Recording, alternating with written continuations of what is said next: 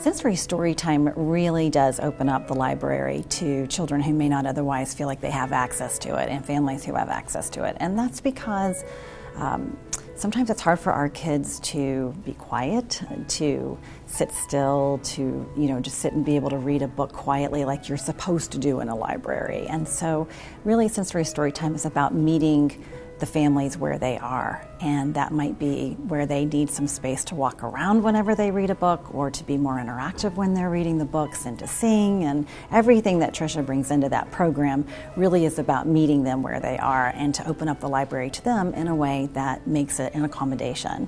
We are really hoping to expand it, and if not in every branch, at least hoping to expand it to every kind of quadrant of Summit County to where it's accessible for everybody.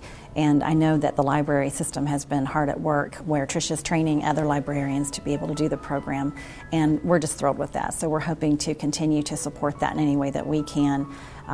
From our part, we got a grant from the Millennium Fund for Children, and that really helped us to fund the materials that go with it, and the little sensory balance beam, and some of the stuff that the library needs to really put on a good program. So we're hoping to continue that partnership and help them expand it throughout Summit County. Sensory Storytime began in North Carolina. I was a children's supervisor librarian there. In August of 2008, we scheduled a program. I have not a background in special education. I'm a librarian, master's degree librarian by trade, and we just took a leap, and the program that we do today looks nothing like that program that we had then. We really were just trying to provide something. Everything that we've done to improve the program from that point has been because parents have been so helpful to give us feedback and evaluate what we're doing.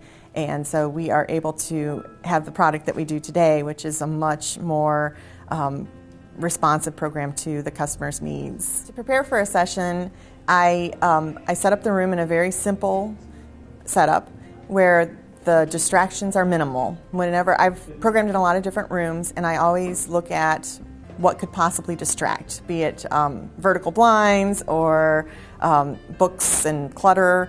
So my room is set up very simply. I just have a table in the front with a IKEA canvas toy box, and inside the toy box I put my program in order, so it's simple for me. I have the schedule on the wall, and I have the sensory balance beam at the back of the room set up behind the tables in the area where we do the social or playtime. When I start the program, I like to go over the schedule for the day. I also like to welcome. That's the first part of the program that I have after going over the schedule. I like to welcome everybody and explain that the class is not intended to be exclusionary. It's to offer a safe and non-judgmental environment for people who might not consider that their family is, a library customer, and that we have options for them. There's other adaptations to the sensory related things. So that would include, instead of clapping, we do knee tapping because it's less jarring and doesn't make as loud of an echo sound. The music that I choose is more acoustic. It's not as rabble-rousing as I typically would do in a music story time. It became apparent right from the beginning, way back in 2008, that the social and playtime was so important, not just to the children for them to have social interaction with each other, but for the parents to also have a place where they can relax and know that the children are there and they're engaged in activities with other children and with adults, and that they are able to talk to people. They talk about doctors, they talk about therapies, they talk about things that they're doing that are working for their children, and the value of the social time is just the impact, I think, of the social time is so very important. Our partnership with the Autism Society of Greater Akron has been phenomenal, and part of that is that they have such a great volunteer group.